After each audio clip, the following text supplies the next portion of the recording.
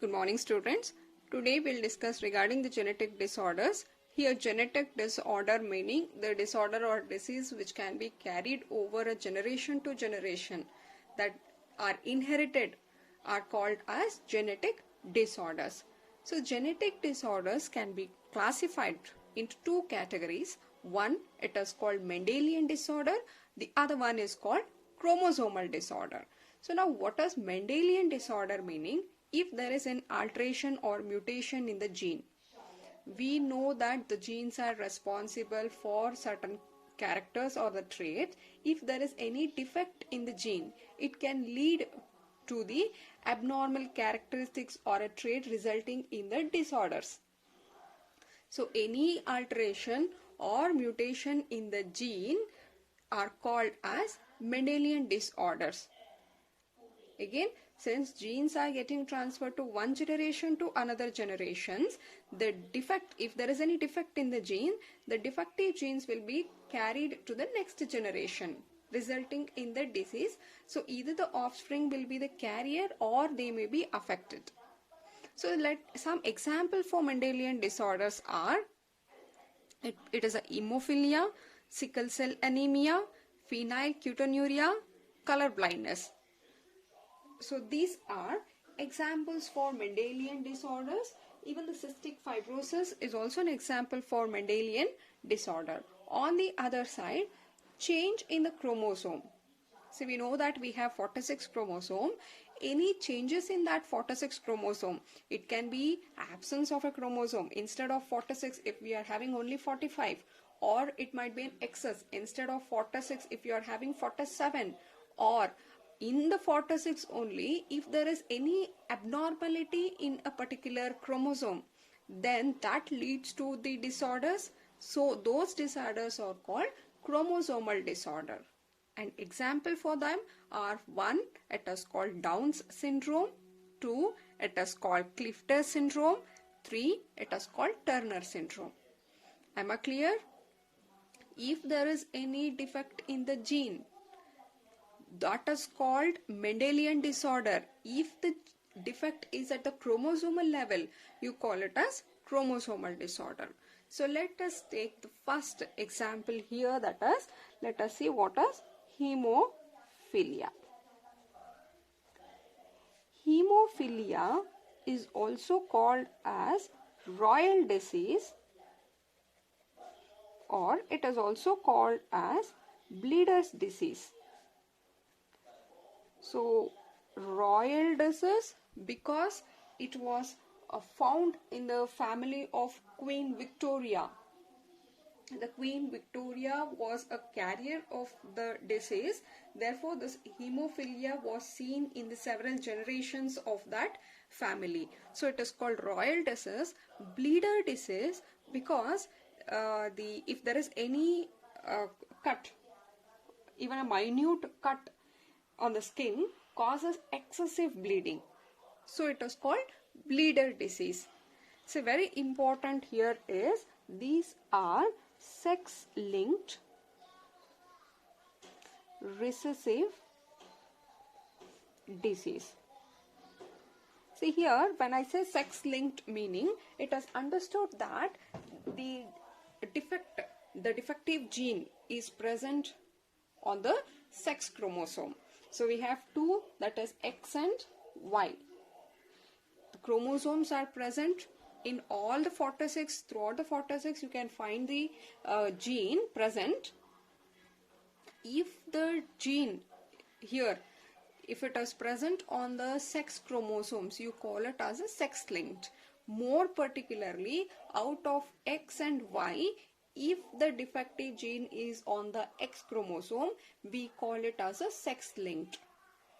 If there is any defective gene on the Y chromosome, they are particularly called as Y-linked gene. Clear? So these are sex-linked recessive disease. So I'll tell you this again. So now here there are actually two types of hemophilia. Two types of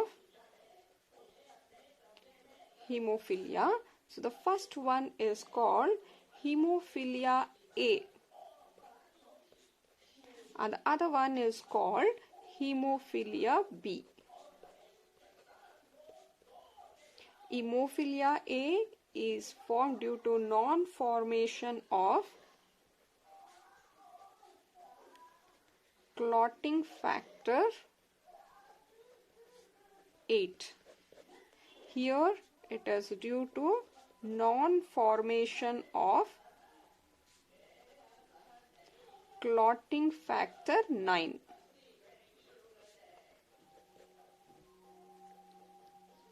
Clotting factor 9.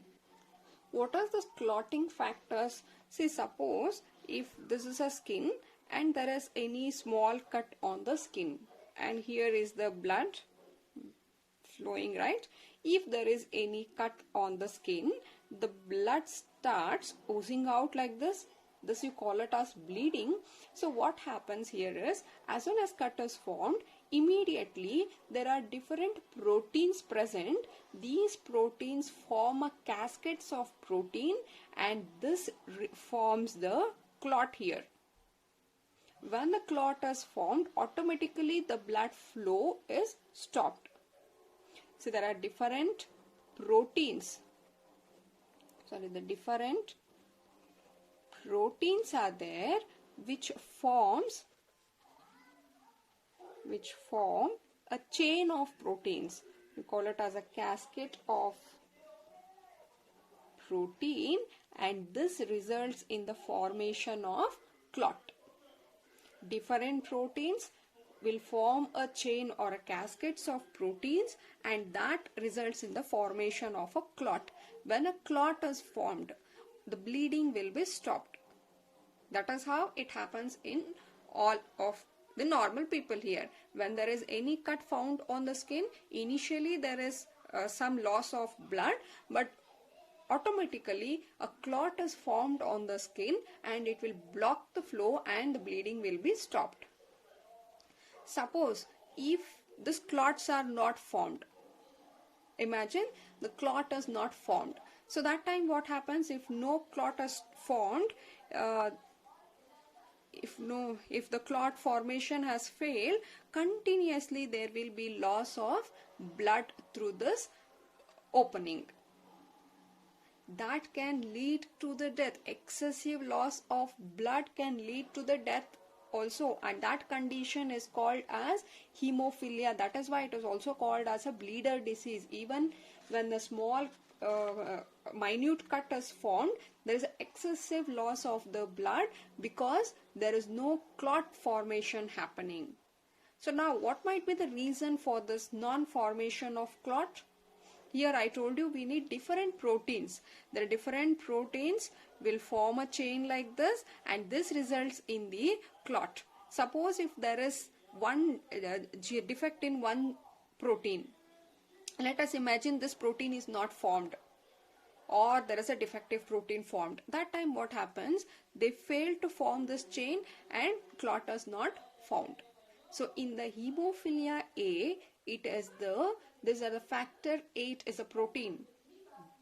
This protein is not formed. In case of hemophilia B, the clotting factor, that is 9, this protein formation is not happening. As a result, in both the cases what happens? A clot is not formed. When there is no clot, there is no bleeding is not stopped, and it is continuously happening, and that condition you call it as hemophilia. Here, now let us take example is given here. So let us take that there is a normal male marrying a carrier female. See, normal male meaning we are talking of XY. Male is married. This is a carrier female. So this is XY and XX. Carrier female meaning this defective gene is present but it is not expressed. She is a carrier. So I am going to write this. This represent it as a carrier, but the female is not affected. She is having that gene which can cause the hemophilia, but since she has one more X, normal X, therefore it is not expressed in this female. So now what is the possibility here?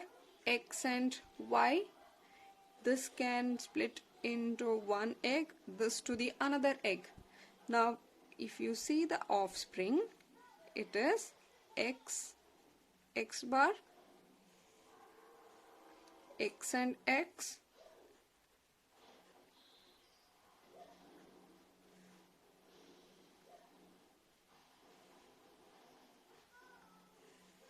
these are the possibilities, right?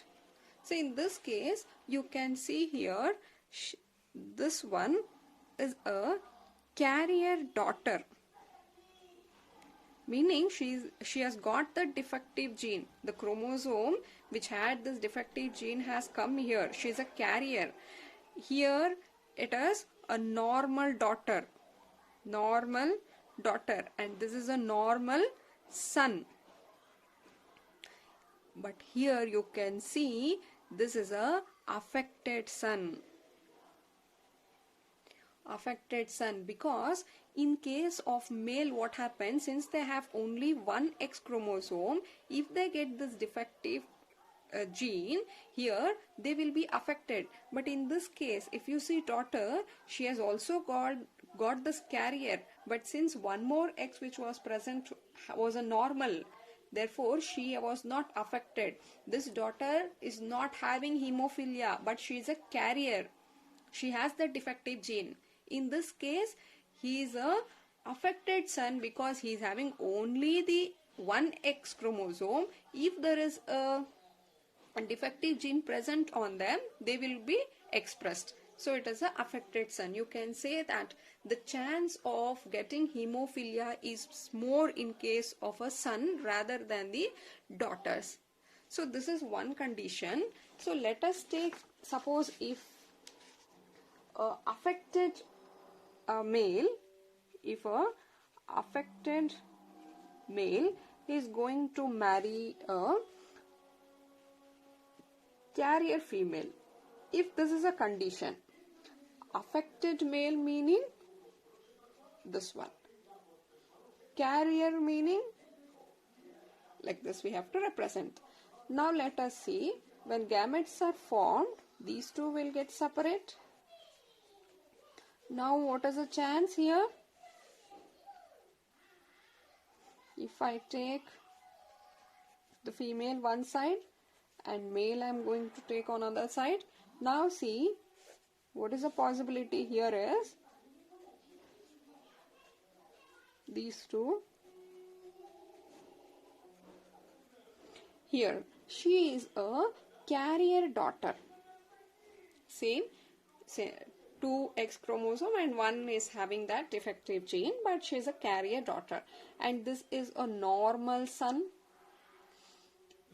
Here you can see she is a affected daughter. Affected daughter. Here in this case, the 2 X chromosomes which were present in this daughter, both the 2 X chromosome have that defective gene. Therefore, this is a affected daughter and this is also the affected son.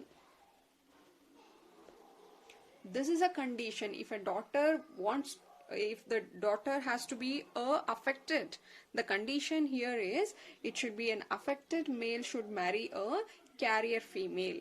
Otherwise, if in this case a normal man is marrying to a carrier female, that time the chance of a daughter to be affected is 0, but she will have a carrier. But the chance here of son to be getting affected is 50% chance. Clear? If they ask you to plot the pedigree of this, see here I told you male is represented by square, married to a, let us take this, female is represented by circle, carrier is represented like this. If I color it fully, it means it is a affected female, but she is not affected. She is only a carrier. Therefore, only half this has to be shaded. Now, she is going to have the offspring. They got married and these are the offspring. The first here, the daughter can be the carrier. She will have a carrier daughter, and this is a normal son, and it is an affected daughter, and it is the affected son. So this is how we are going to plot the pedigree here. Affected male meaning this is a square, meaning it is a male. Affected I should represent like this, fully it should be shaded. Married to a female who is a carrier, half shaded. They have these 4 offspring. 1, it has a carrier daughter, a normal son, affected daughter, affected son. Clear? This is all about the hemophilia. I'll repeat here. Hemophilia is called sex-linked recessive disease. See, these are expressed only when they are in a recessive form. See here, when we had a dominant and one recessive, it didn't express. It was only a carrier. Here if you see, both were like this. Therefore, it is recessive. Sex-linked recessive disease. There are 2 types called hemophilia A and hemophilia B. Hemophilia A is formed due to non-formation of factor 8. B is formed due to non-formation of factor 9. So now what are these proteins or the factors? These proteins or factors what we are talking of are necessary for formation of a clot. If there is no formation of this protein, there is no clot formed. If no clot formed, it leads in a continuous bleeding. Therefore, it is also called as bleeder disease. Know only this much. And the possibility of a female or a daughter becoming hemophilic is very less when compared to the son. Here you can see. Here also it has affected son. Here also, if a female has to be affected, then the only way is it should be an affected father with a carrier mother. Okay? And the next disease is called sickle cell anemia, which we will take in the next video.